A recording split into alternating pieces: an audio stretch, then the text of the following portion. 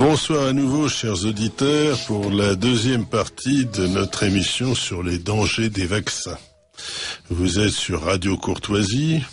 Nous avons une émission sur ce thème dans le cadre du Libre Journal des Sciences et des Techniques, et nous recevons ce soir, alors on a encore un peu d'espoir de l'avoir, le professeur Henri Joyeux, mais il a dû partir à Shanghai. Donc, je ne sais pas si, vraisemblablement, on aura l'occasion de parler avec lui dans une émission ultérieure, mais je voudrais mentionner à son sujet que c'est un ennemi virulent de la vaccination contre le papillomavirus, dit en particulier le Gardasil et le deuxième vaccin, le Cervarix. Voilà. Alors, à côté de ça, nous avons le monsieur Michel Georget, qui est professeur de biologie et un spécialiste des vaccins, et Claire Sévrac, qui a écrit aussi de nombreux livres sur la question. Alors, puisque c'est nécessaire, je voudrais attirer d'abord votre attention sur deux livres. Le premier de Michel Georget, c'est Vaccination, les vérités indésirables, édité chez Dangle. C'est un livre qui s'est vendu et revendu et qui est plein de documentation extrêmement détaillée. C'est presque un livre de science. Et le deuxième livre plus récent qui vient de paraître, c'est toujours de Michel Georget, L'apport des vaccinations à la santé publique, la réalité derrière le mythe. Il est nécessaire d'avoir le sous-titre parce que si on regarde cela, on pourrait penser que votre livre, disons, fait l'apologie des vaccins alors qu'en fait, vous mettez en garde contre leurs dangers. Alors, je vais punir le professeur Joyeux en ne citant qu'un seul de ses livres, puisqu'il n'est pas là, mais je vais quand même citer son livre dans les éditions du Rocher avec le docteur Bérangère Arnal. C'est comment enrayer l'épidémie du cancer du sein et des récidives. Enfin, plusieurs livres, d'abord ceux de Sylvie Simon, Vaccins, mensonges et propagande, et un deuxième de Sylvie Simon et Claire Sévrac, La coupe est pleine, nos enfants sont plus précieux que le CAC 40. Alors, je cite Vaccins, mensonges et propagande, il faut que je cite les sous-titres. Les vrais risques des vaccins, les contradictions des autorités de santé et les grands secrets de l'industrie pharmaceutique. Ce livre de Sylvie Simon est explosif et malheureusement Sylvie Simon est décédée récemment dans des circonstances tragiques. Je pense que ça serait vraiment intéressant d'élucider les circonstances mystérieuses de son décès, mais ça c'est un autre sujet. Je pense qu'elle gênait certainement beaucoup de gens en écrivant des livres comme celui-là. Le livre, donc La coupe est pleine, nos enfants sont plus précieux que le CAC 40, publié chez Elie et Mado, et vous avez l'autre livre dont vous me rappelez le titre, Le complot mondial contre la santé de Claire Sévrac, également chez Elie et Mado éditions. Alors ce livre Complot mondial contre la santé est un livre qui s'est vendu à de très nombreux exemplaires parce que c'est un excellent livre que je recommande vigoureusement. Alors vous avez d'autres livres comme par exemple, je citerai le livre du docteur Christian Tall-Schaller, Vaccin, un génocide planétaire, et comme sous-titre, il faut prévenir les hommes qui sont en danger de mort. La science devient criminelle. Alors ce livre est chez Testé Édition et ça décrit véritablement bien le danger de certains vaccins. Alors, il faudrait avoir la télévision pour montrer la première page de ce livre. Il y a deux enfants qui sont devant une affiche. Sur l'affiche, il y a marqué « Danger, fumer peut provoquer un cancer ». Et il y a un jeune qui est en train de taguer à côté « Les vaccins aussi ». Donc, tout ça, ça peut vous dire que nous ne sommes pas très en faveur de certains vaccins. Alors, maintenant, essayons de parler des pouvoirs publics. Quelle est leur attitude devant la vaccination ? Nous avons clairement montré dans la première partie de l'émission que le Gardasil, le Cervarix, les vaccins contre les papillomavirus étaient à la fois inutile, dangereux et inefficace. Donc, il est par-dessus le marché, il coûte très cher, donc c'est vraiment un mauvais plan.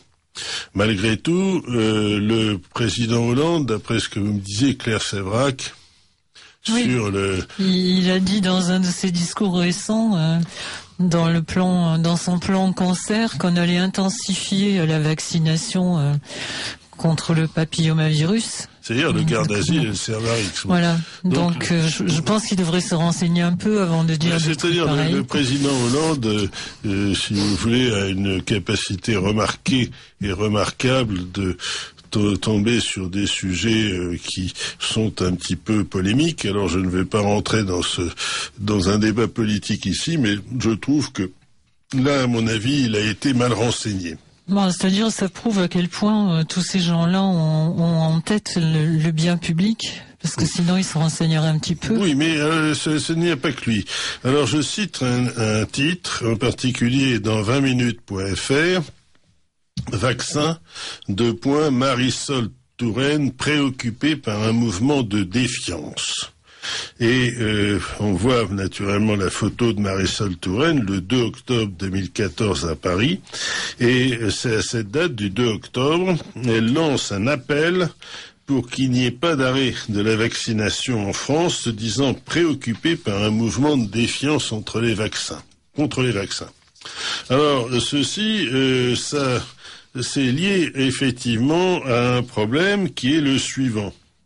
Un couple comparé le jeudi d'avant cette date, avant le 2 octobre, devant le tribunal correctionnel d'Auxerre, pour avoir refusé de faire vacciner leur fille de 3 ans.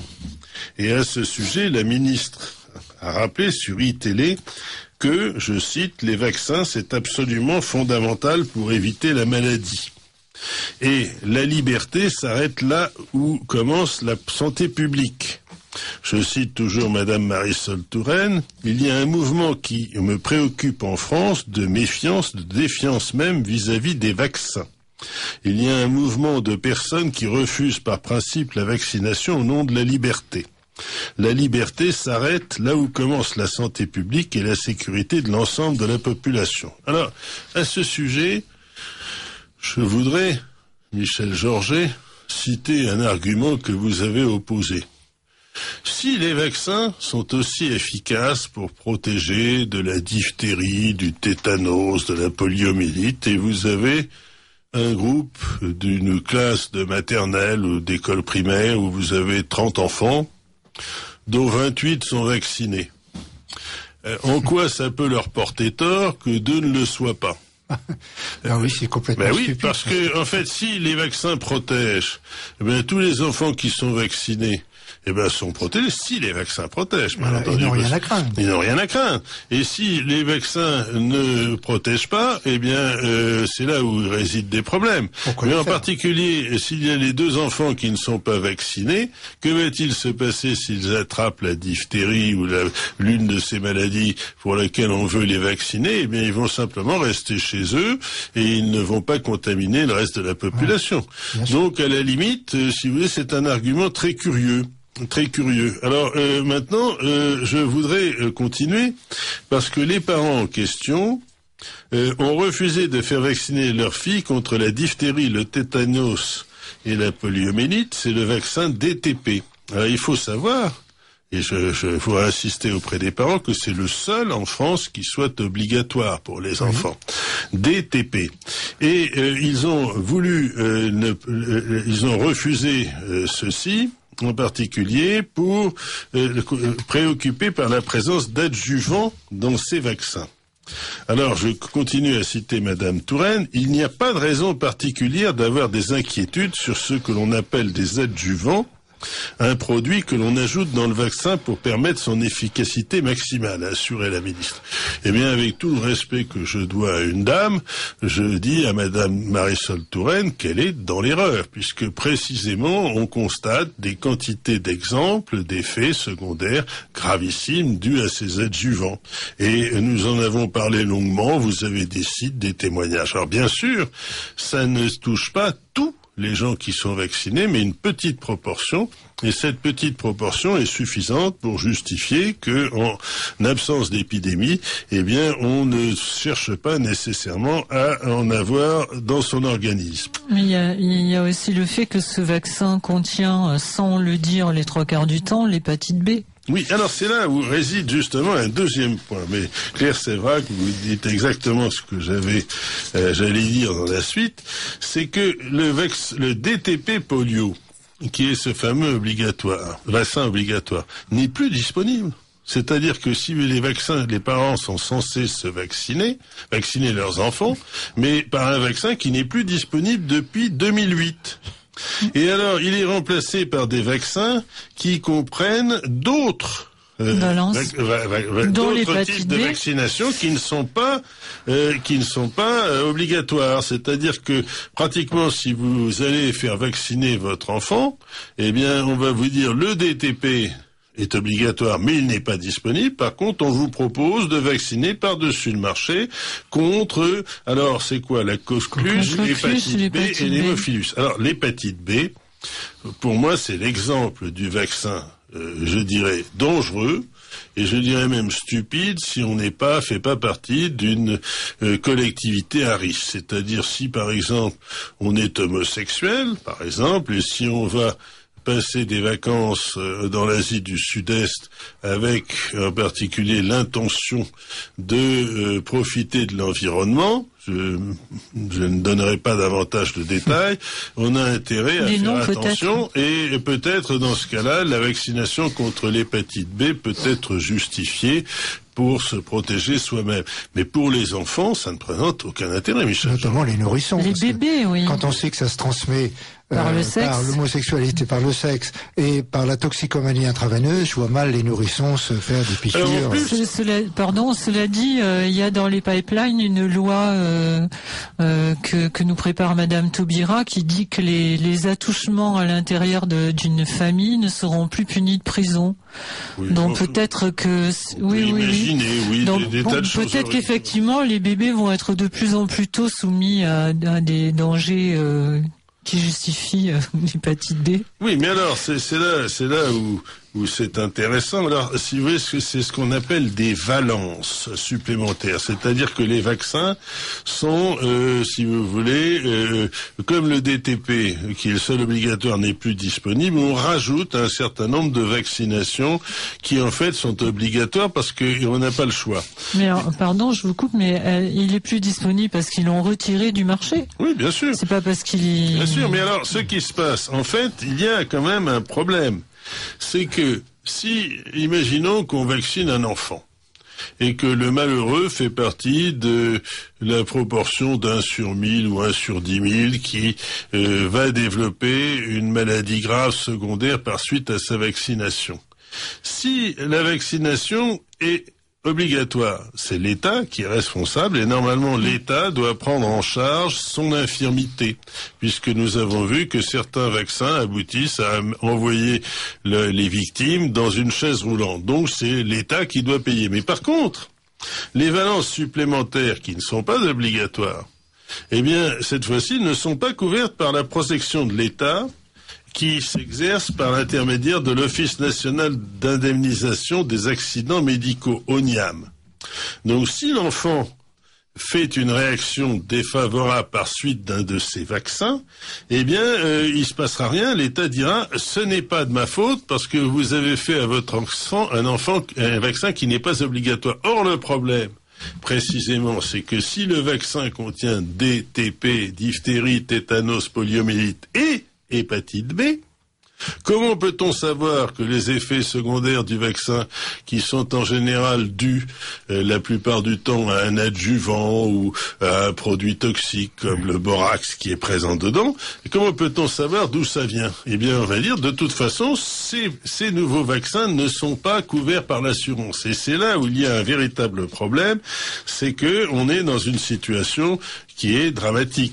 Oui. Alors là-dessus, il faut quand même dire aussi que la France est l'un des rares pays européens avec les seuls cas, c'est la Belgique, le Portugal et la Grèce, à encore rendre obligatoire ce type de vaccination.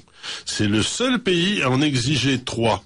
Parce que le Portugal, la Belgique et la Grèce n'en exigent qu'un. Je crois que c'est en Belgique, c'est la polio. C'est la polio, mais la diphtérie et le tétanos ne sont pas obligatoires. Et les Suisses ont abandonné cette pratique. Les Allemands en particulier et les Pays-Bas, les Hollandais, les habitants des Pays-Bas. Toute l'Europe du Nord. Toute l'Europe du Nord, aucune vaccination n'est obligatoire. Bon, alors... Question, est-ce que les Allemands et les Hollandais se portent moins bien que nous? La réponse est évidemment non. Alors donc, pourquoi faut-il qu'on assomme les enfants sous des vaccinations? Claire Sévrac. En plus, quand on regarde les courbes, on se rend compte que la courbe d'augmentation des maladies chroniques est proportionnelle à la courbe d'augmentation du niveau de vie dans les pays, qui elle-même est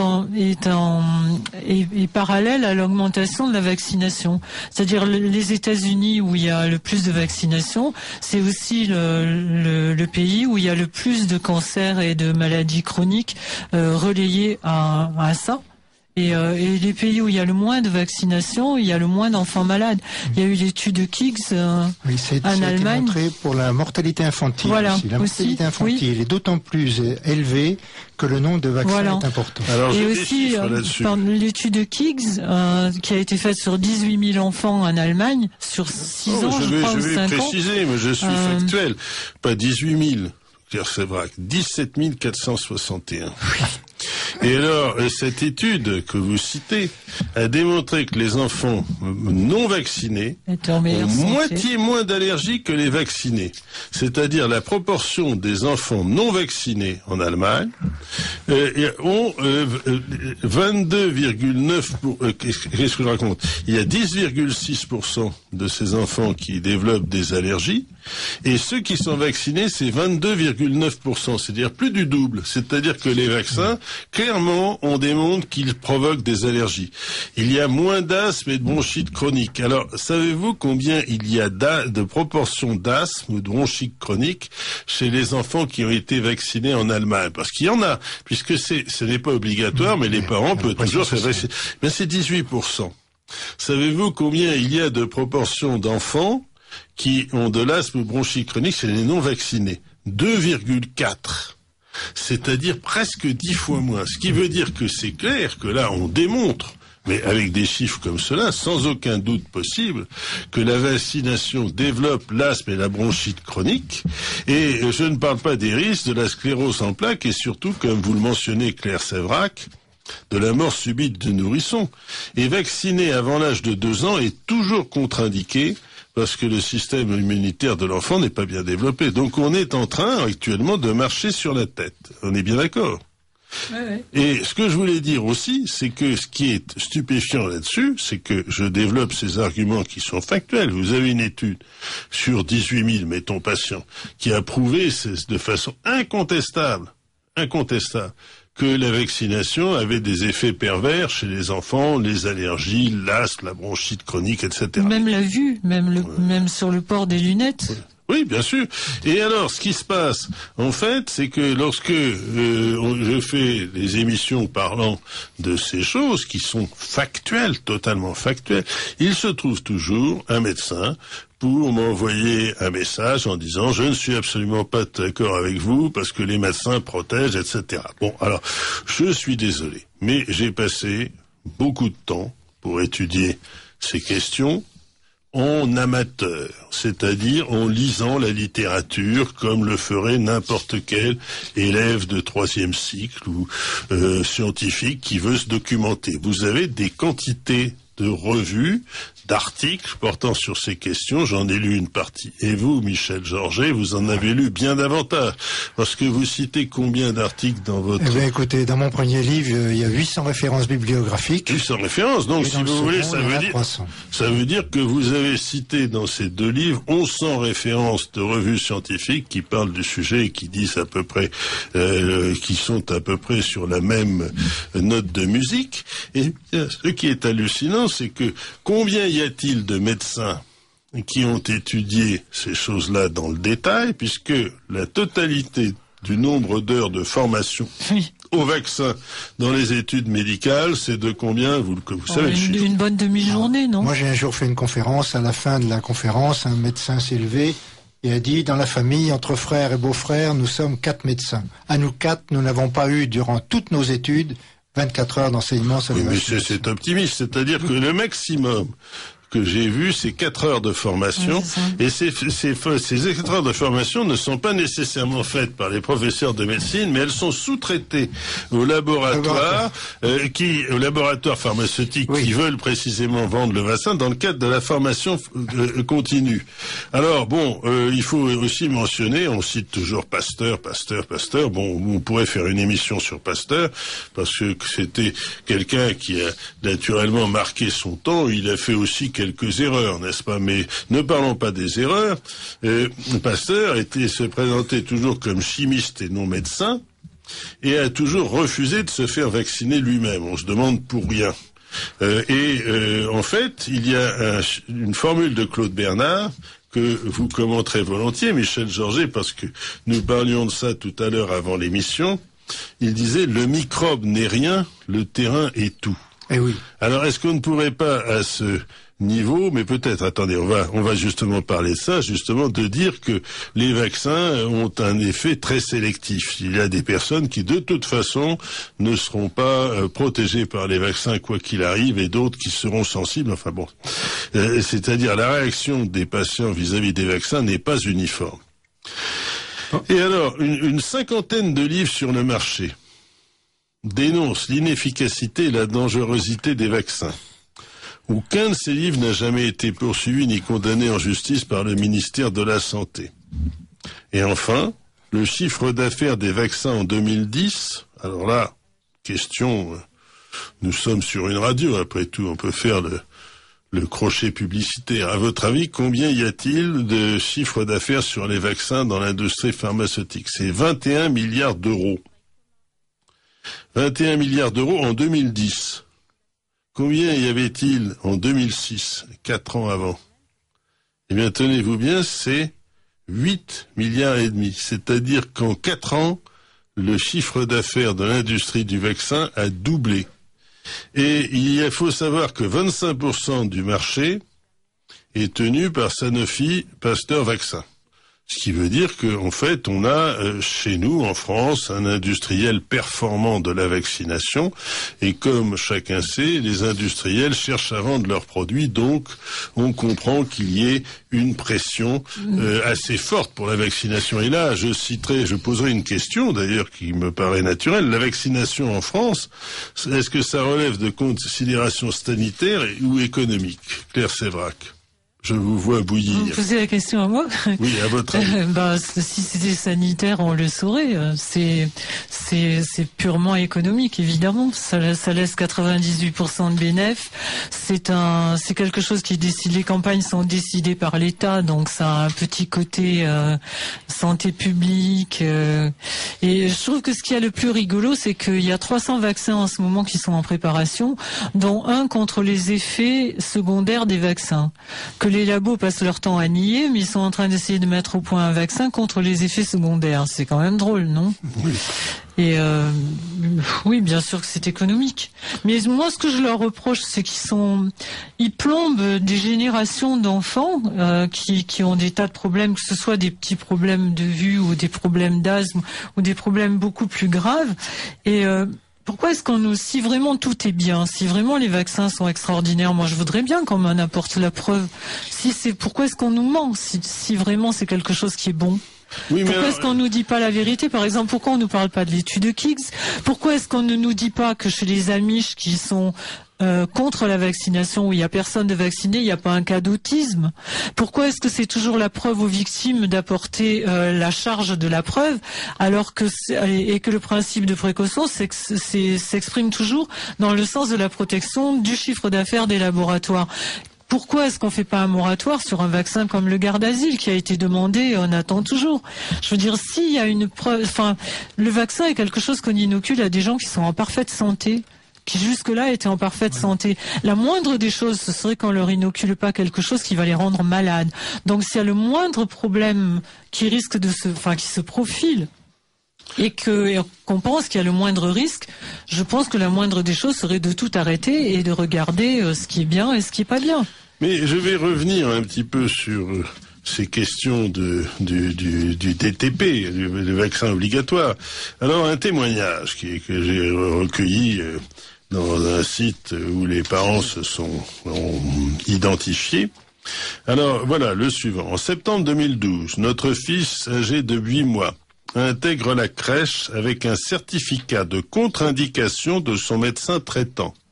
Sa sœur ayant été victime de graves réactions au DTP polio, au point de manquer en mourir.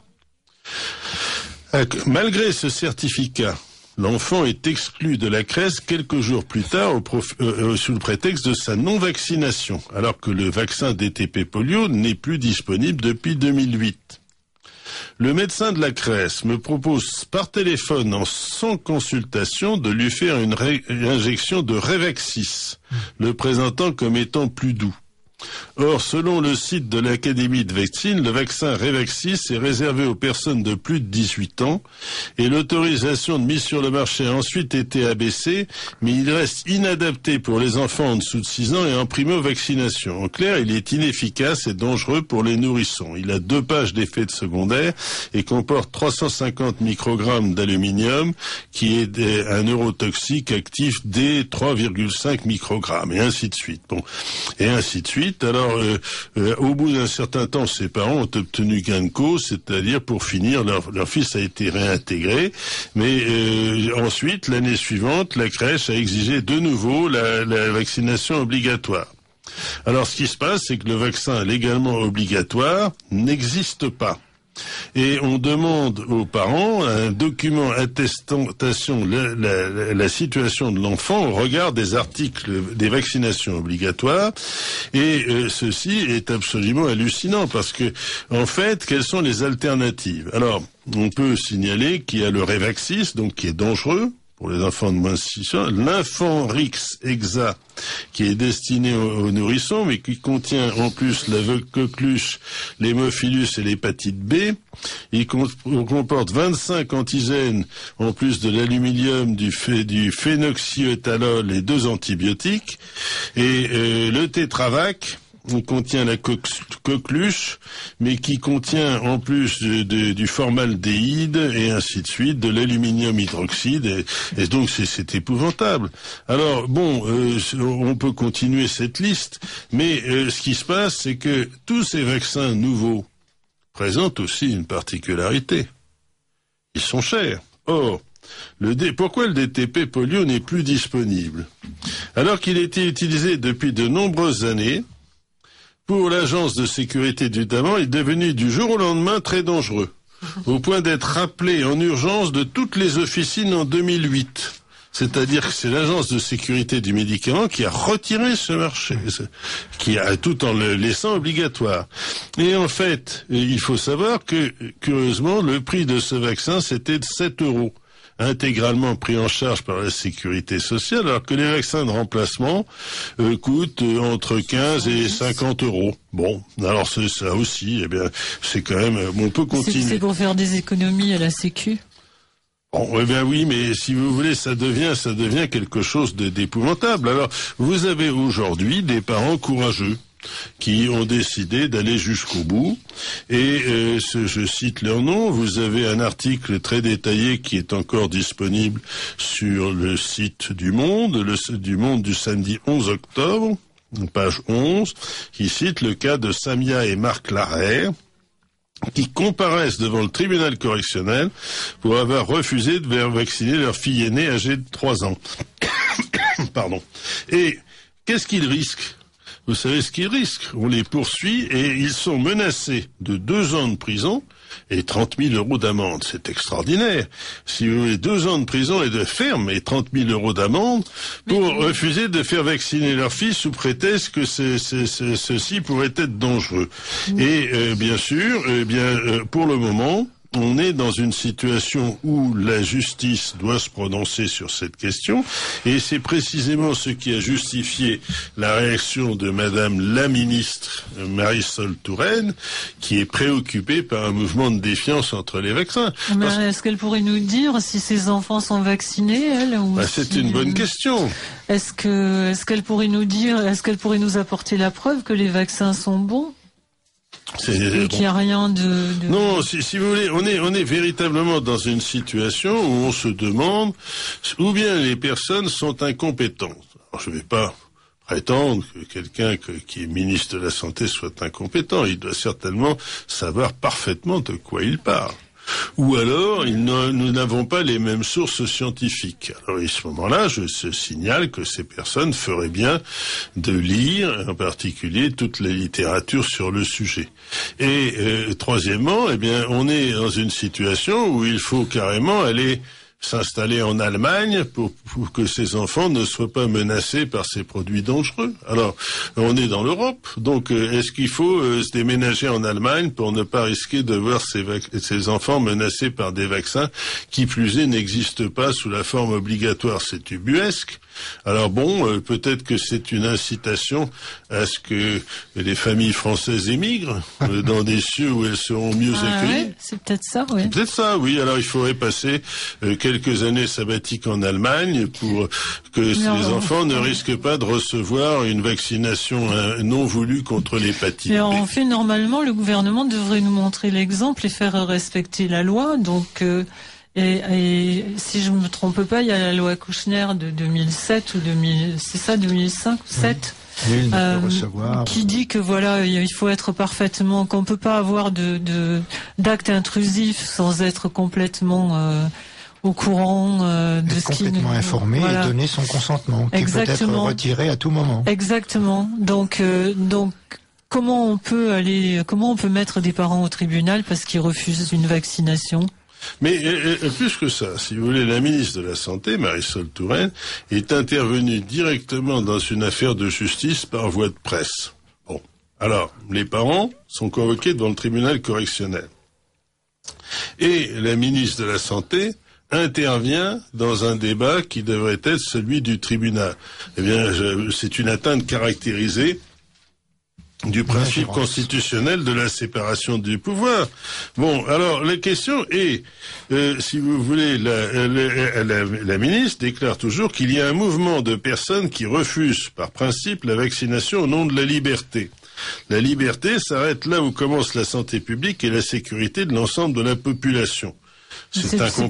Pas par principe, hein. C'est incompréhensible. Je pense pas que les gens soient par principe contre la vaccination. C'est juste que, comme je disais tout à l'heure, quand on prend des gens en bonne santé et qu'on fait un acte sur ces personnes-là, c'est à eux d'apporter la preuve que c'est pas nocif. Ça me paraît la moindre des choses, non? Oui, mais je pense que si vous voulez, par-dessus le marché, il est clair que il n'y a pas de preuve formelle que ces vaccins soient réellement efficaces. C'est là où réside le véritable problème. Et en particulier, je voudrais citer également quelque chose qui se trouve, en fait, c'est un interview du docteur Sherry Tenpenny. C'est une spécialiste. Et en particulier, elle dit, voilà, les vaccins pourraient-ils présenter des dangers? Alors ici, les études sur la sécurité des vaccins sont inexistantes, leurs conclusions sont peu concluantes et elles ne se donnent pas sur une période suffisamment longue. Toutes les études existantes sont réalisées sur des enfants qui ne sont pas malades, qui ne prennent aucun médicament et qui par définition sont en parfaite santé. Mais quand le vaccin est approuvé pour la commercialisation, il est administré à tous les enfants, tous leurs adultes, et même ceux qui sont atteints de maladies chroniques et qui prennent toutes sortes de médicaments. Eh bien, ceci est absolument honteux parce que, en particulier, eh bien, ça met un certain nombre de personnes en danger. Vous avez vu cet exemple que j'ai cité, en particulier d'un parent qui apporte un certificat médical parce qu'un autre enfant a été gravement atteint à la suite d'un vaccin. Et bien, on leur dit non, vous devez quand même faire vacciner votre enfant. C'est quand même hallucinant cette chose-là. Il n'y a même pas d'excuse. Alors, par contre, est-ce que ces vaccins protègent? Alors, il y a eu des exemples connus. Il y a eu plusieurs cas d'épidémie d'oreillons de coqueluche. Alors, l'épidémie d'oreillons qui s'est produite récemment dans l'État d'Iowa aux États-Unis, 67% des enfants qui avaient contracté les oreillons avaient été vaccinés au moins une fois. Plusieurs enfants avaient été vaccinés 2 fois par le vaccin ROR. Le vaccin ROR, rougeole, oreillon, rubéole. Alors, là aussi, ce vaccin ROR est parfois requis par des crèches, alors qu'il n'est pas obligatoire. Et donc, si vous voulez, je signale aux parents, que les seuls vaccins obligatoires de par la loi, c'est le DTP, c'est-à-dire diphtérie, tétanos, poliomyélite. Et on n'est pas censé se vacciner obligatoirement contre d'autres vaccins de ce type. Pour le ROR, je voudrais signaler qu'il y a encore une jurisprudence. J'ai un ami dans les Pyrénées-Atlantiques qui a été obligé de faire vacciner sa fille contre le ROR pour l'école maternelle. Pour l'école maternelle. Il a refusé, on a exclu l'enfant, et il a intenté un procès devant un tribunal administratif. Ce procès a duré 7 ans. On lui a donné raison. C'est-à-dire que maintenant, ça fait jurisprudence. Maintenant, il y a une jurisprudence. Donc, il faut que les parents sachent que si jamais ils refusent, et c'est le conseil que je leur donnerai, de faire vacciner leur enfant par le ROR, et si vous avez un établissement scolaire qui l'exige, eh bien, il y a une jurisprudence qui fait que cette exigence n'est pas légale. Donc c'est bon à savoir. Et de la même façon, il y a eu une épidémie de coqueluche en Californie et la majorité des enfants avaient été vaccinés contre la coqueluche et avaient reçu tous les autres séries des vaccins. Et de la même façon, chez les militaires, les vaccins n'ont pas empêché l'apparition d'épidémies de rubéole et de rougeole. Alors, nous trouvons également des gens qui ont été complètement vaccinés contre le tétanos, qui ont reçu 4 doses de vaccin de rappel, et ces gens qui possèdent des taux d'anticorps devraient être considérés comme protecteurs contre le tétanos, et ces personnes ont contracté la maladie dans les mêmes proportions que ceux qui n'étaient pas vaccinés. C'est exactement ce que vous disiez, Michel Georget, c'est-à-dire que le vaccin contre le tétanos crée peut-être des anticorps qui donnent une idée trompeuse, mais ces anticorps ne protègent absolument pas contre la maladie. La maladie non plus. Alors, il faut la maladie bien... non plus, puisque le tétanos n'est pas immunisant lui-même. Oui, mais ce qu'il faut voir, c'est que les gens confondent vaccination et immunisation. C'est-à-dire, les vaccins ne sont pas nécessairement immunisants contre la maladie. C'est-à-dire qu'on reste tous, si on n'enquête pas un petit peu, on reste tous sur ce qu'on nous a appris à l'école, avec Pasteur qui a inoculé la rage et qui a provoqué des anticorps. Et ces anticorps, soi-disant, doivent nous aider à lutter contre la maladie quand on l'attrape. Ce qui est tout complètement faux, quoi. Alors, le Pasteur, si vous voulez, on s'est considéré comme il est déifié au point d'avoir son institut. Il faut savoir que Pasteur en particulier, a eu du succès probablement mérité, je pense, contre la vaccination des moutons contre le charbon. Il faut dire que le charbon était une maladie qui décimait les troupeaux et apparemment il a effectivement réussi à vacciner contre le charbon. Est-ce que le vaccin Pasteur tel qu'il a été inoculé a vraiment sauvé le premier cas reconnu de guérison de la rage qui est Joseph Meister? La chose est beaucoup moins sûre. Alors il y a des gens qui le contestent, mais je ne vais pas faire une émission sur Pasteur. Ce que je dis, c'est que la vérité est peut-être beaucoup plus complexe. Il y a beaucoup de gens qui ont écrit des livres sur Pasteur et ils ont en particulier dénoncé le fait que ces carnets d'expérience n'étaient pas tenus selon les normes modernes. Alors, bon, ça, je pense que c'est pas vraiment un reproche qu'on peut faire à une personne qui a vécu à son époque, mais il est clair que si les expériences de Pasteur étaient faites aujourd'hui avec les mêmes protocoles que ceux qui ont été utilisés à l'époque par Pasteur, eh bien, il est absolument évident que ça n'aurait pas été considéré comme concluant. Mais on ne peut pas lui faire ce reproche parce que ça n'existait pas à l'époque. Je voudrais continuer un certain nombre d'exemples. Voilà des parents qui écrivent. Alors, notre fille, Adriana Kolbecher, est décédée le 21 octobre 2010. Elle avait 17 ans et 5 mois. La multitude d'examens de recherche en tout genre ne décèlera rien.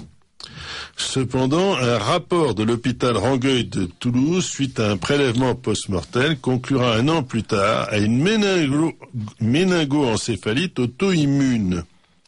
Et nous avons découvert par hasard que cet type de maladie était un des effets indésirables du garde-asile, et c'est en consultant sur Internet de nombreux témoignages accablants nous a apporté la confirmation que Adriana avait été en fait victime d'une vaccination au garde-asile le 24 octobre 2008. Alors c'est intéressant, voilà une fille en parfaite santé qui est vaccinée par le garde-asile à 15 ans, le 24 octobre 2008, et qui décède 2 ans plus tard, à 17 ans et 5 mois, d'une maladie exactement auto-immune qui est celle que... Bon, et ainsi de suite. Alors, il donne tout un ensemble de descriptions qui ont été, qui sont détaillées. Alors, si vous voulez, d'un seul coup, les symptômes apparaissent après la 2e injection de vaccin garde-asile: anxiété, bouffée de chaleur, fourmillement dans les jambes, douleurs musculaires, difficulté à marcher, et sur une importante syncope en avril 2009. Et à la 3e injection, ils sont allés jusqu'à la 3e injection, les effets indésirables se sont accentués et d'autres sont apparus: grande fatigue, saute d'humeur, perte d'appétit. Et fin juillet 2010, l'état de santé d'Adriana s'est brusquement aggravé et a été mise en coma artificiel et n'a pu être réveillée.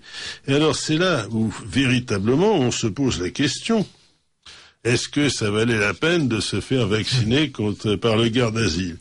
Alors un autre témoignage d'une personne qui est vasine de la spondylarthrite ankylosante. C'est quelque chose d'absolument terrible. C'est une espèce de paralysie progressive des membres associée à des douleurs articulaires intenses. Et en fait, c'est quelque chose qui fait que petit à petit, on ne peut plus remuer les jambes. On a des douleurs comme si on était un grand, personne atteinte de rhumatisme à la dernière extrémité. Et en fait, si vous voulez, c'est en avril 2013, cette maladie a été diagnostiquée, et en fait, cette personne est maintenant sous traitement avec des injections 2 fois par semaine, un traitement coûteux, douloureux, avec des effets indésirables. Et bien entendu, cette personne a eu immédiatement ces effets de spondylarthrite ankylosante après une vaccination contre le garde-asile. Et ça continue. Alors, ce qui se passe, bien entendu, on va dire, oui, c'est accidentel, ça n'a pas lieu, c'est-à-dire que circuler, il n'y a rien à voir. Je trouve quand même que ça fait beaucoup, tout cela. Michel Georget. Oui, mais le problème, c'est que la pharmacovigilance est extrêmement déficiente. Toutes les publications reconnaissent, aussi bien aux États-Unis qu'en France, que les effets indésirables, aussi bien suite aux médicaments qu'aux vaccinations, la proportion des effets indésirables qui est recensée, c'est entre 1 et 10%. Ce qui veut dire que si vous avez tel effet neurologique qui provoque 5 accidents, eh bien ça peut être 50 comme 500. C'est dramatique. La pharmacovigilance ne recense pas. Il n'y a pas de recensement actif. Alors aux États-Unis, il y a une méthode de déclaration qui est un peu plus performante qu'en France. En France, maintenant, on peut déclarer un accident post-vaccinal, même si on n'est pas médecin, pharmacien, etc. Mais qui le sait dans la population? Pratiquement personne. Aux États-Unis, il y a un organisme qui recense de façon passive. On ne recherche pas les accidents, mais on peut les déclarer. Et cet organisme aux États-Unis s'appelle le VAERS. Et cet organisme, puisqu'on parlait du garde-asile à l'instant, a tout de même recensé, moi les derniers chiffres que j'ai trouvés, c'était plus de 140 décès dus au garde-asile. Et comme aux États-Unis c'est la même chose, on recense 1 à 10% des effets secondaires, ça veut dire que ces 140 décès, c'est peut-être 1400. Ou plus. Mais pour revenir à ça, eh bien nous avons eu des émissions médicales sur ce même libre journal des sciences et des techniques. Alors je rappelle à nos auditeurs qui sont sur Radio Courtoisie, ils écoutent le libre journal des sciences et des techniques animé par votre serviteur Paul Devels, et nous recevons Michel Georget et Claire Séverac. Alors sur ces questions, il faut savoir que nous avons eu donc des émissions médicales où l'on a constaté que, en fait, en France, le système de déclaration de la veille médicale sanitaire, c'est-à-dire si par exemple un médecin trouve un effet indésirable de médicament, le processus de déclaration est quelque chose d'épouvantable. En fait, un médecin nous a dit, voilà, si j'ai vraiment un patient qui déclare un effet secondaire d'un médicament, le processus de déclaration, c'est un dossier épais comme ça qui nécessite quasiment une journée pour remplir. Alors la plupart du temps, on élude, on ne le fait pas. Et en plus, par-dessus le marché, on nous dit aujourd'hui, alors aujourd'hui nous sommes le 24 octobre, cette émission sera sans doute diffusée dans 8 semaines, on nous dit qu'on va confier la vaccination aux pharmaciens. Alors c'est une situation intéressante, c'est-à-dire les pharmaciens, j'ai rien contre les pharmaciens, mais ce ne sont pas des médecins non plus. Ce n'est pas eux qui prescrivent une vaccination, mais si on confie la vaccination aux pharmaciens, eh bien qui va remplir la documentation en cas d'accident? C'est pas le pharmacien. Le pharmacien ne déclare pas des effets secondaires de médicaments, eh bien, il va renvoyer chez le médecin. Et le médecin dira, oui, je suis d'accord, mais le médecin dira, moi, je n'ai pas prescrit cette chose-là. Enfin, c'est quand même curieux. On est dans une situation où tout le monde essaie d'éluder. Alors, il faut également que les personnes sachent que l'État n'est pas responsable des accidents dus aux vaccinations qui ne sont pas obligatoires. Oui.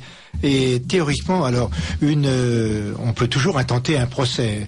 Normalement, c'est l'ONIAM, que vous avez dit tout à l'heure, l'Office national d'indemnisation des accidents médicaux, qui est compétent pour donner une indemnisation. Mais premier écueil, c'est à la victime de prouver que les troubles dont elle souffre sont consécutifs à la vaccination. C'est-à-dire prouver la relation de cause à effet. Et cette preuve étant apportée, il faut savoir qu'il y a de profondes restrictions pour les vaccins qui ne sont pas obligatoires, mais simplement recommandés. Il faut savoir que depuis le 5 septembre 2001, il faut, pour être indemnisé, que dépasser un certain seuil, à savoir avoir une incapacité permanente d'au moins 25% ou une incapacité temporaire d'au moins 6 mois. C'est donc très restrictif. Et alors pourquoi cette date du 5 septembre 2001 a-t-elle été choisie? Tous les accidents antérieurs à cette date de 2001 n'ont le droit à rien. Et pourquoi? Tout simplement, ça a été pour éliminer, ou tout au moins pour dissuader tous ceux qui ont été victimes du vaccin hépatite B d'intenter une action. Parce que les campagnes de vaccination des années 94-95 et suivantes ont déclenché une marée d'effets indésirables. Et pour décourager les gens d'intenter une action devant les tribunaux, eh bien, on a dit 5 septembre 2001, date limite. Avant cela, vous n'avez le droit à rien. Alors, ce qui est terrible là-dedans, c'est que maintenant, malgré tout, les enfants en bas âge se font vacciner sans qu'ils puissent dire un mot sur l'hépatite B dans des vaccins qui proposent des valences supplémentaires. On vous dit c'est tout bénéfice. Vous voyez, le DTP polio n'existe plus, mais on va vous donner beaucoup mieux pour le même prix. C'est-à-dire, on vous vaccine pour d'autres choses et on ne se rend pas compte que ces autres choses sont dangereuses parce que la vaccination contre l'hépatite B est dangereuse. La vaccination par le Gardasil est dangereuse puisque ce sont dans ces deux vaccinations qu'on a recensé les effets secondaires les plus graves. Alors, la vaccination contre le tétanos, il y a aussi des effets indésirables, en particulier des réactions neurologiques. Je suis d'accord, mais je veux dire, c'est pas la pire des vaccinations, mais en fait, elle est surtout inefficace, si je ne m'abuse. Enfin, par contre, la diphtérie, est-ce que c'est une menace de santé publique? Alors, la diphtérie, déjà, n'est plus une menace de santé publique aujourd'hui en France, mais l'a-t-elle été un jour? Alors, la diphtérie, je fais tout un chapitre dans mon deuxième livre, là, sur cette diphtérie, parce qu'il y a eu, dans les années 40 et 50, un médecin lyonnais qui s'appelait le docteur Rendu, qui est malheureusement décédé depuis pas mal d'années, qui lui avait contesté, mais alors avec des arguments forts à l'appui, montrant que la vaccination contre la diphtérie n'était pas efficace, qu'une vaccination effectuée sur des sujets qui étaient en train d'héberger le bacille de la diphtérie, ça a aggravé la maladie, et il a montré que cette vaccination était inefficace. Et ça a été encore montré bien plus par une étude danoise qui a étudié l'évolution de la diphtérie entre 1935 et 1950. Et ceci dans tous les pays d'Europe du Nord, en descendant jusqu'à la France. Ça a été étudié en Suède, Norvège, Finlande, Danemark, Hollande et France. Eh bien, dans ces 6 pays, la courbe de la diphtérie, des nombres de cas de diphtérie est exactement la même dans tous les pays. C'est-à-dire une crue épidémique dans les années 40 jusqu'en 1945 et une décrue très rapide après 1945. Seulement le problème, c'est qu'il y a des pays qui ont beaucoup vacciné, comme la France, et des pays qui ont très peu vacciné, comme la Suède ou le Danemark. Et l'évolution a été rigoureusement la même. C'est-à-dire qu'il y a cette démonstration que la vaccination ne sert à rien. Alors, là encore, je vais dire aux médecins, attention, faites attention. Quand est-ce qu'on dit qu'une vaccination est efficace ? On dit qu'une vaccination est efficace si on peut montrer que l'organisme développe une quantité significative d'anticorps. Même pas parce qu'on ne sait pas si les anticorps seront neutralisants. Pour savoir si une attendez, j'ai pas dit qu'ils étaient neutralisants, mais on a des anticorps. Mais justement, ce que je voulais dire, c'est que précisément, c'est que le fait d'avoir ces anticorps, rien ne prouve que ça protège de la maladie. C'est là où ce que vous dites, ils sont pas neutralisants. C'est-à-dire qu'en fait, en réalité, on prend une mesure d'efficacité qui n'est pas une mesure d'efficacité. C'est la vraie mesure d'efficacité, c'est la protection de la maladie. Il y a un deuxième problème, c'est que la réaction immunitaire, si vous voulez, a 2 facettes. Il y a la production d'anticorps que tout le monde connaît. Alors ça, pourquoi on en parle ? Parce qu'on sait doser les anticorps. Et il y a une deuxième réaction qu'on appelle l'immunité cellulaire, qu'elle n'est pas dosable. On ne sait pas apprécier l'immunité cellulaire. Or, pour la défense contre les virus, c'est elle qui est la primordiale, et pas la défense anticorps. Donc vous voyez, il y a une dualité là qu'on ne maîtrise pas. Alors ça veut dire qu'essentiellement, vous avez un chercheur de chez Sanofi Pasteur Vaccin, par exemple, qui va travailler longuement pour essayer de mettre au point un vaccin contre un virus quelconque, par exemple Ebola. On essaie de trouver des vaccins contre Ebola. Et au bout d'un certain temps, il trouve quelque chose qui a une efficacité, et cette efficacité est uniquement par le fait qu'il y a des anticorps ou une réaction cellulaire qui est difficile à mesurer. Mais ça ne veut pas dire pour autant que le vaccin soit réellement efficace, parce que la seule chose qui mesure son efficacité, ça serait une étude en vraie grandeur, où l'on pourrait comparer par exemple une population qui a été vaccinée à une population qui n'a pas été vaccinée. Et alors dans cette cohorte, eh bien, il faut voir que soumis aux mêmes aux mêmes expositions, eh bien, est-ce que l'une est plus protégée que l'autre? Et c'est là, justement, où ces études en vraie grandeur n'ont été faites que a posteriori, longtemps après, et par comparaison, par exemple, entre des pays qui vaccinent ou des pays qui ne vaccinent pas. Aux Indes, c'est précisément la comparaison entre 2 régions de l'Inde, où vous avez 450 000 personnes d'un côté et 300 000 personnes de l'autre, les uns ont été soumis au BCG et les autres l'ont pas reçu.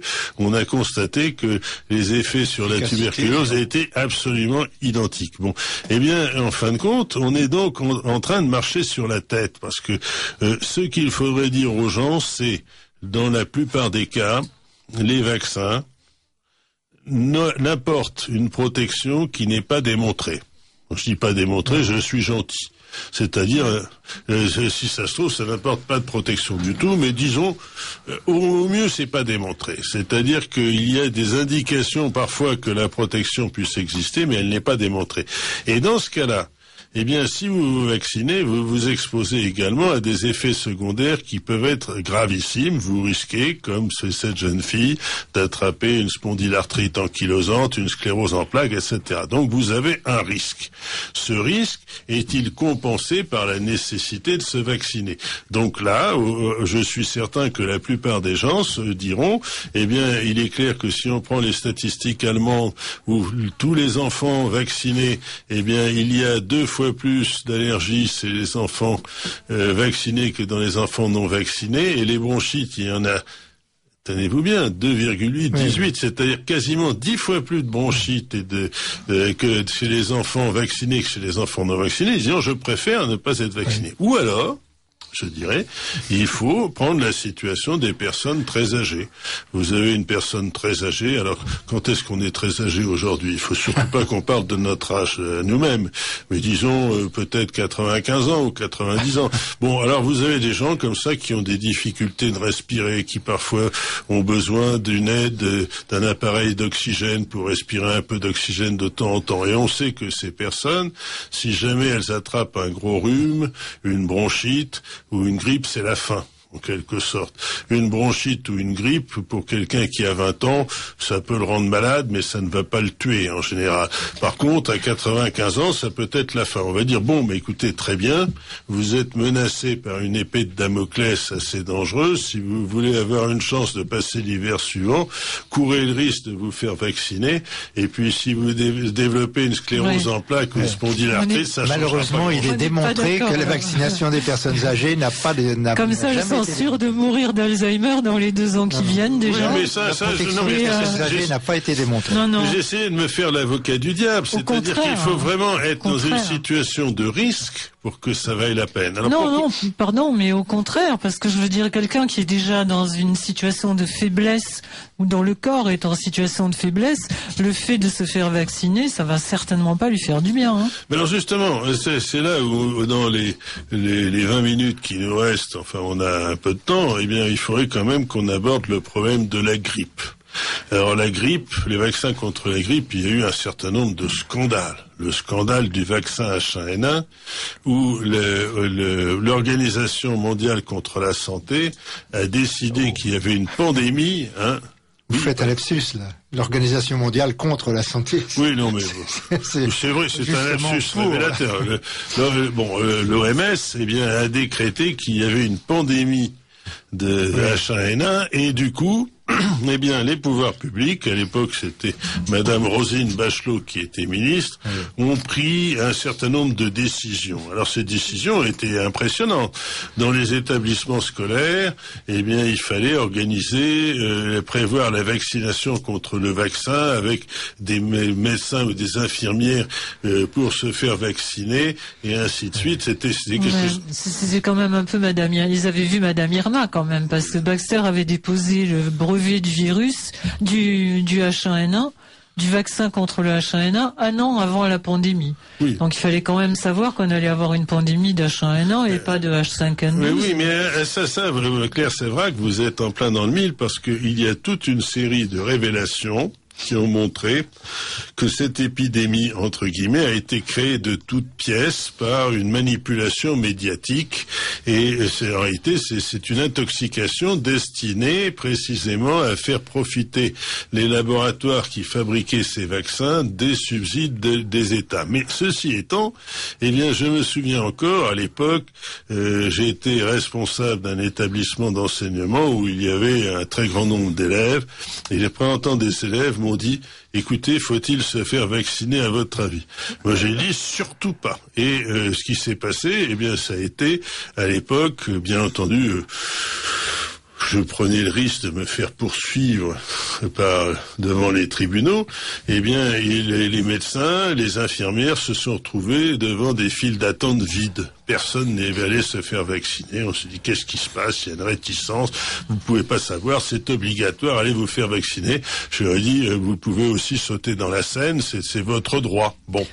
Et ceci étant, après, on a découvert que vraiment cette épidémie était une fausse épidémie. Le virus H1N1 était complètement inoffensif. Ça a provoqué très peu de dégâts.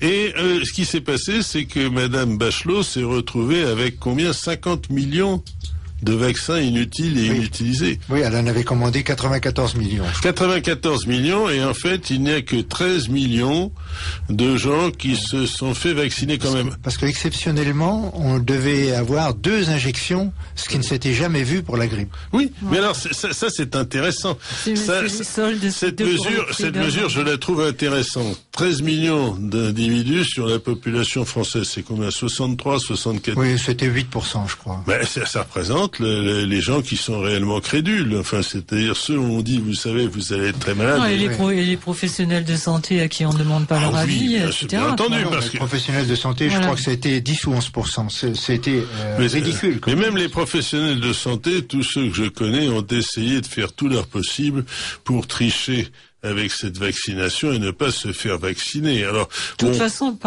toute façon, tout était très. Moi, j'ai commencé à enquêter avec le problème du H1N1 parce que tout était complètement ridicule.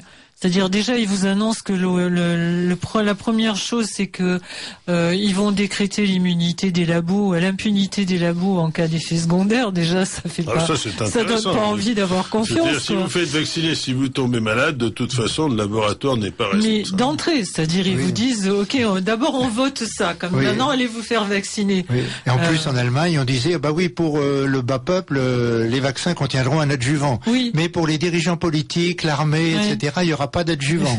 Pourquoi?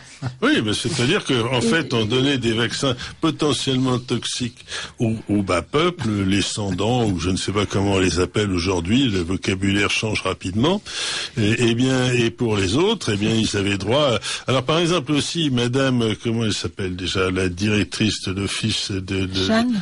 Madame Marianne Chan, on lui a demandé après si elle s'était fait vacciner, non. Elle a répondu non, naturellement. Bon, c'est intéressant. Ce qui était intéressant aussi, c'était Bruno Lina, qui était le conseiller de Madame Bachelot et de Margaret Chan, qui disait que Madame Bachelot disait que elle comprenait pas la polémique, que les experts qui travaillaient pour le gouvernement, c'est parce qu'ils étaient les meilleurs et que c'était normal, donc ils travaillent aussi pour les labos. Et ils n'arrêtaient pas de dire que les experts étaient totalement intègres, ça les empêchait pas d'être intègres. Or, quand on connaît les experts comme Marc Girard et tout ça qui se sont fait virer parce qu'ils ont osé dire la vérité contre un labo, on imagine bien que ceux qui restent à graviter autour des pouvoirs publics, c'est qu'ils sont pas totalement intègres. Et donc ce monsieur, effectivement, disait je ne touche à rien des labos. Seulement, il a une société de loi 1901. Une association 1901 où il touchait de l'argent des 5 labos fabricants des vaccins. Et le président de son association, c'était le directeur de marketing de Sanofi.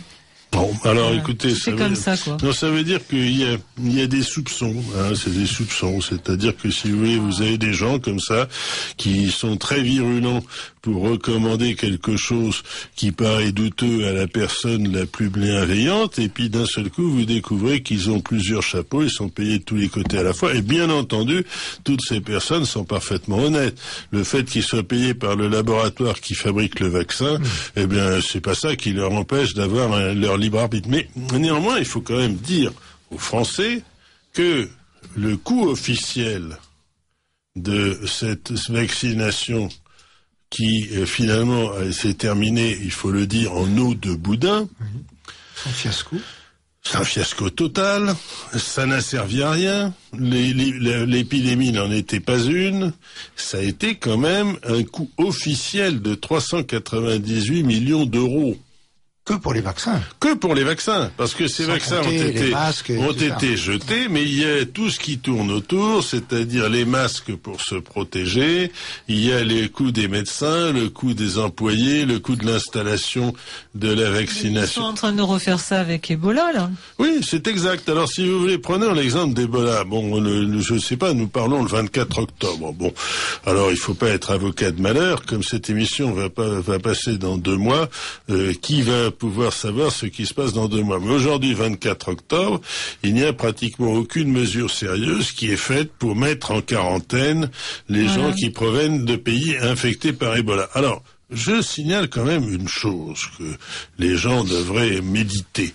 Ça n'est plus vrai aujourd'hui, mais il y a quelque temps encore, lorsque vous avez le malheur d'aller en Angleterre, avec un chien, un chat ou même un cheval.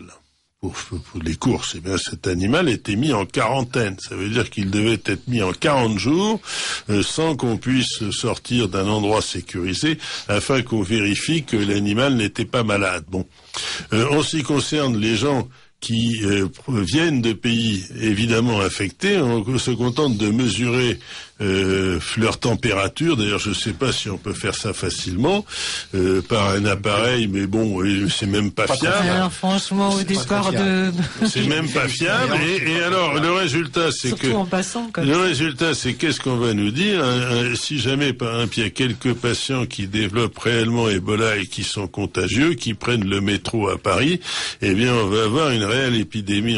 Et là, on va nous dire, bien écoutez, vous savez, comme par hasard, vous avez le laboratoire américain X qui vient de mettre au point un vaccin. Alors on n'est pas sûr que ce vaccin soit efficace, mais on va organiser la vaccination. Ils sont plus malins qu'H1N1 là, parce que H1N1 ils ont dit tout de suite il faut avoir très très peur, il va y avoir des millions de morts et nous on a l'antidote.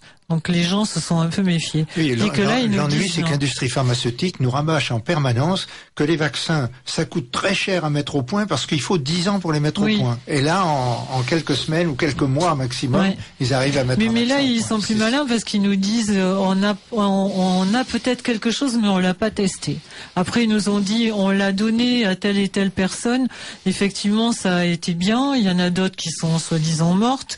Et puis ils nous disent on va le donner en priorité au personnel soignant, il n'y en aura pas pour tout le monde.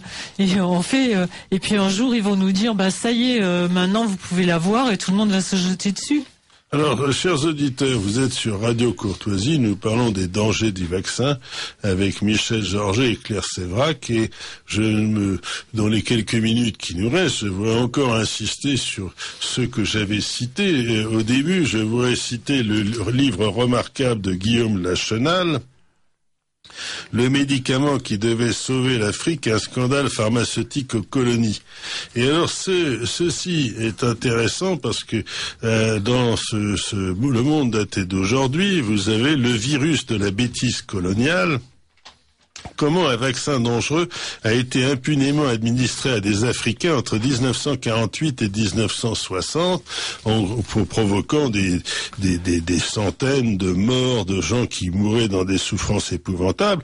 Voilà quelque chose qu'on pourrait considérer comme un crime contre l'humanité, parce que ces personnes ne demandaient pas qu'on les traite, on a voulu les traiter de force. Alors est-ce qu'on va parler de crime contre l'humanité? Bien sûr, avec ces vaccins, parce que bien sûr, il y a un certain nombre de gens qui décèdent, ou des jeunes filles qui sont réduites au fauteuil roulant alors qu'elles étaient en parfaite santé parce qu'on leur donne des vaccins qu'on leur a recommandés et qui en réalité les rendent malades. Je voudrais insister sur une chose qui, à mon avis, et je pense que j'aurai l'unanimité autour de cette table, il faut absolument que dans l'Europe d'aujourd'hui, la France fasse comme l'Allemagne et les Pays-Bas, c'est-à-dire qu'elle n'ait aucun vaccin obligatoire, que les vaccins soient laissés à la liberté du médecin ou des parents pour que les personnes prennent des risques en connaissance de cause et ne se fassent pas vacciner dans des conditions extrêmement scabreuses pour ensuite subir les effets secondaires sans être volontaire pour cela. Michel Georget.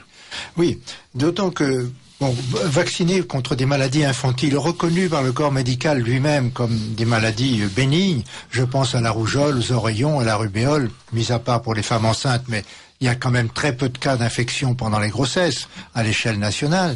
Eh bien, est-ce qu'il faut protéger les nourrissons contre des maladies infantiles bénignes dont ils guériront sans séquelles, ou leur injecter des vaccins qui vont éventuellement leur donner des effets secondaires? Je voudrais en quelques mots signaler une étude qui moi me paraît dramatique en ce qui concerne le développement exponentiel du diabète insulinodépendant, ce qu'on appelle le diabète juvénile ou le diabète de type 1.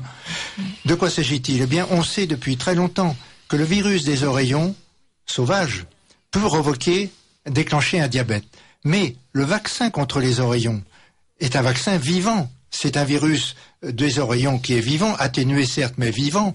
Et plusieurs études ont montré qu'un diabète insulinodépendant peut se développer après la vaccination hémophilus, après la vaccination hépatite B et après la vaccination contre les oreillons. Or, en France, il y a eu pendant 10 ans, dans les années 87, 88, 97, un registre pour noter les nouveaux cas de diabète. Eh bien, pendant ces 10 années, ensuite on a fermé le registre parce qu'on n'avait plus d'argent. Eh bien, pendant ces 10 années, on a vu que chez les moins de 20 ans, le diabète avait augmenté de 29%, ce qui est considérable. Mais quand on ne prend que les enfants de 0 à 4 ans, l'augmentation du diabète a été de 79% en l'espace de 10 ans. Et on ne s'interroge pas, parce que de 0 à 4 ans, c'est là où tous les enfants, les nourrissons d'abord et ceux qui deviennent des enfants ensuite, sont bombardés de vaccins. Et surtout le ROR. Et je dirais... Mais aussi les autres. Mais je dirais, attendez, déjà, c'est une lutte pour ne pas vacciner ses enfants contre les vaccins obligatoires. Alors bon, les vaccins obligatoires, le fait de dire qu'il ne faut pas se faire vacciner, je ne vais pas aller jusque-là, puisque j'encourrais d'être poursuivi devant les tribunaux correctionnels avec 2 ans de prison et 10 000 euros d'amende. Donc je dirais aux gens, respectez la loi. Néanmoins, je citerai dans une des émissions que j'ai faites un message qui m'a été envoyé. Alors, comme tout journaliste, je ne traduis pas, je suis journaliste ici dans cette radio, donc je ne vais pas trahir mes sources. Alors cette personne m'a dit, je suis médecin. Mon père est médecin, mon oncle est médecin, ma femme est médecin, nous sommes médecins dans toute notre famille. Et nous avons dans notre famille une ribambelle d'enfants, de petits-enfants, de neveux, etc. Tous ont leur carnet de vaccination plein et aucun d'entre eux n'a été vacciné. Bon. Alors ça veut dire que ce sont des gens qui agissent en connaissance de cause, puisqu'ils ont pris leur décision de ne pas respecter la loi. C'est très vilain de faire ça. Il faut dire que si vous voulez, ces personnes encourent 2 ans de prison et je ne sais combien d'amendes. Mais néanmoins, est-ce qu'on ne va pas être obligé d'aller jusque-là devant des pouvoirs publics qui, en fait, veulent imposer aux Français des mœurs, si vous voulez, qui sont dignes d'un État totalitaire. Parce qu'en Allemagne, dans les Pays-Bas, il n'y a rien de tout ça. Donc on devrait laisser la vaccination aux gens qui le souhaitent ou où il y a une indication médicale précise. Et le fait de rendre ça complètement obligatoire comme c'est aujourd'hui, c'est malsain. Et alors pour les vaccinations qui ne sont pas obligatoires, comme rougeole, oreillon, rubéole, eh bien, il est beaucoup plus sain de laisser les enfants attraper tranquillement l'une ou l'autre de ces maladies s'ils l'attrapent. Pourquoi? Pour une raison très simple. Le cas de la rougeole, c'est bien connu, Michel Georget, vous savez, bon. Eh bien, qu'est-ce qui se passe si vous êtes vacciné contre la rougeole? Eh bien, un jeune enfant qui est vacciné, il peut attraper la rougeole facilement à l'âge adulte. Et alors, tandis que quelqu'un qui a eu la rougeole à 6 ou 7 ans n'attrapera jamais la rougeole à l'âge adulte parce que la maladie est vraiment protectrice. Et à ce moment-là, que se passe-t-il si un homme attrape la rougeole à 35 ans parce qu'il a été vacciné en étant jeune? Eh bien, ce qui se passe, c'est qu'il a de très fortes chances de devenir complètement stérile et d'avoir un appareil génital complètement abîmé à cause de ça. Parce non, que mais la maladie est beaucoup plus grave. Et de même chez les nourrissons qu'on ne peut pas encore vacciner. Oui, alors donc, ce qui se passe, c'est que malgré tout, on devrait dire aux parents, eh bien, refuser au moins tout ce qui n'est pas obligatoire et exiger, en particulier dans le cadre de DTP, d'avoir ou bien la vaccination obligatoire strictement, mais pas des vaccinations supplémentaires. Parce qu'il y a un véritable scandale à imposer, en fait, aux gens de faire une vaccination pour laquelle il n'existe pas de vaccin et les seuls vaccins qui existent contiennent d'autres valences. C'est le terme employé. Oui. Alors c'est quand même, enfin, écoutez, c'est une. Dans quel pays vit-on? Dans quel pays vit-on où on impose aux gens une vaccination qui n'existe pas? Mais vous savez qu'ils font la même chose pour les animaux. Ils vaccinent maintenant les chiens à tour de bras contre la coqueluche. C'est intéressant. La coqueluche? Donc j'ai dit la prochaine. Oui. J'ai dans ma famille quelqu'un qui est bien placé dans le domaine de la santé animale et qui reçoit des animaux qui ont été vaccinés contre la coqueluche pour n'importe quelle raison. Donc là, j'attends impatiemment qu'il les vaccine contre la rougeole, par exemple. Ce serait drôle. Enfin, écoutez, moi, je pense que puisqu'on arrive vers la fin de l'émission, je pense que la bataille est vraiment engagée entre le droit des citoyens et l'intérêt des labos et des gouvernements, parce qu'ils sont complètement complices et pour les mêmes raisons, et que C'est peut-être Sylvie Simon, c'est sûrement Sylvie Simon qui avait raison, qui disait je suis contre tous les vaccins, mais s'il y en a un qui devrait être obligatoire, c'est le vaccin contre la peur. Faudrait que les parents arrêtent d'avoir peur parce qu'on leur dit que telle sommité a dit ça ou que ils vont mourir de tel truc. Je veux dire que les gens se renseignent, qui ne croient pas. Surtout les médecins. Surtout les médecins, parce que les médecins pratiquent enfin pas tous, heureusement, mais pratiquent vis-à-vis de la vaccination une espèce de religion. Un, c'est efficace. Deux, ça. Sans danger. Alors, et trois, il y a la loi Capi aussi. Oui, dans tous les cas que l'on connaît, par exemple, même pour la poliomyélite, tenez, voilà, on nous dit que la poliomyélite a été éradiquée par la vaccination. Or, curieusement, il y a des pays où la vaccination a été introduite. Bon, très bien. Il y a d'autres pays où la vaccination n'a pas été introduite.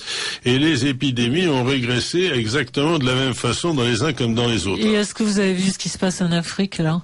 C'est-à-dire que là, Bill Gates a acheté 7 millions de vaccins, il a vacciné 7 millions de petits Africains contre la polio.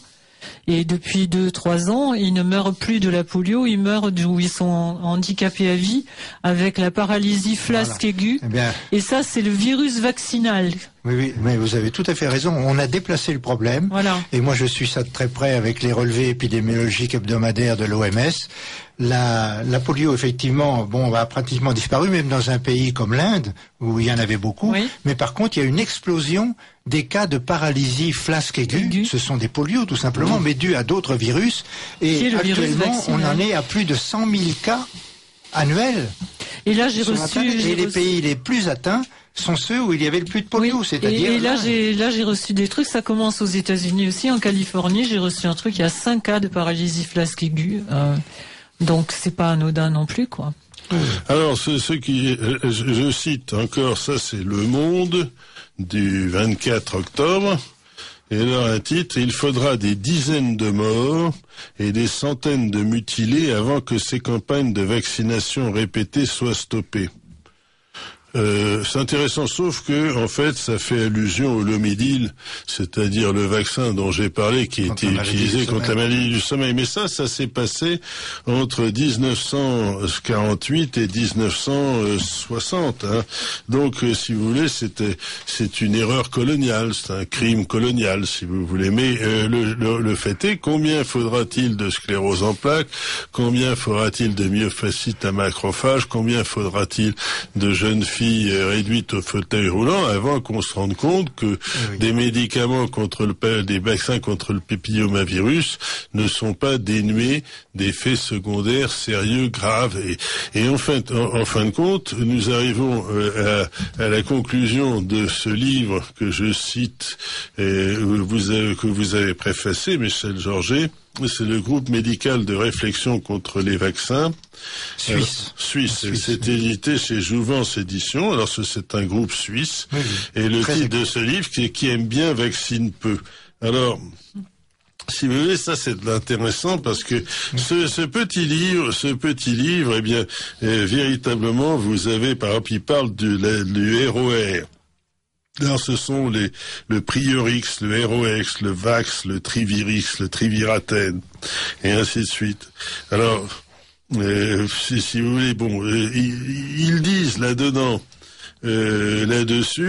que des choses qui sont épouvantables, mais je risquerais, je les trouve tellement épouvantables que je n'ai pas envie de les citer à la radio parce que je suppose que ce qui peut se dire en Suisse n'est pas la même chose de ce qu'il peut dire en France. Aujourd'hui, si on contrevient au dogme vaccinal, on pourrait me condamner à deux. Il y a une plus grande liberté des médecins en Suisse, notamment en Suisse romande, où j'ai été invité plusieurs fois pour des conférences organisées par des médecins. Ce serait impensable en France. Oui, alors ce qui se passe aujourd'hui, c'est qu'on vous dit attention, vous êtes un danger public à dire qu'il faut se méfier des vaccins, vous risquez d'être condamné à 2 ans de prison, je ne sais combien de milliers d'euros d'amende parce que vous avez dit la vérité. Mais écoutez, la vérité, voyons, c'est pas au-delà des Pyrénées, mais la vérité c'est au-delà du Jura ou au-delà du Rhône et erreur au-delà du lac Léman. sûrement erreur en deçà, mais c'est quand même fascinant. De toute façon, nous on dit simplement ce qu'on pense jusqu'à preuve. Il y a peut-être encore pour pas longtemps, mais pour l'instant, on peut encore dire ce qu'on pense en France. Vous croyez qu'on peut encore dire ce qu'on pense? J'en suis pas sûr. Pour l'instant, on devrait pouvoir. J'ai pas dit qu'on pouvait. Parce que je crois qu'il y a une loi qui vient de passer qui punit en particulier les incitations à ne pas respecter les indications du code de la santé. Alors bientôt, mais nous, on dit simplement, on dit aux gens on dit pas aux gens de nous écouter, on dit aux gens d'aller s'informer. L'information, c'est ce qu'il y a de capital. Voilà. Il faut que les parents s'informent déjà de ce qui est obligatoire, de ce qui ne l'est pas, et puis des risques que présentent les vaccinations. Et c'est pas, je veux dire, on peut dire aux parents de ne pas de ne pas croire ce qu'on dit à la télé sont des infos, et de ne pas nous croire non plus, d'aller se faire leur propre opinion. Alors, parce que sinon, il faut pas croire non plus, je dirais, alors là, excusez-moi, mais il faut pas croire aussi les médecins. Quand je dis pas croire les médecins, ça veut pas dire croire tous les médecins. Moi, j'ai rencontré des médecins qui me disaient effectivement, on considère que tel vaccin est dangereux, il faut pas le faire. Et d'autres qui disaient il faut le faire. Bon, alors en réalité, je pense que pour les questions de vaccination, eh bien, beaucoup de gens considèrent que c'est un dogme auquel il ne faut pas toucher. Le dogme, c'est 1, le vaccin protège, 2, il faut vacciner tout le monde. C'est à peu près ça. Et en réalité, lorsqu'on dit aux médecins, vous savez, c'est dangereux pour certaines personnes, où il y a des personnes qui peuvent réagir très mal, et est-ce que ça vaut la peine de vacciner contre des maladies qui n'existent pas? Là, à ce moment-là, leur réponse est évasive.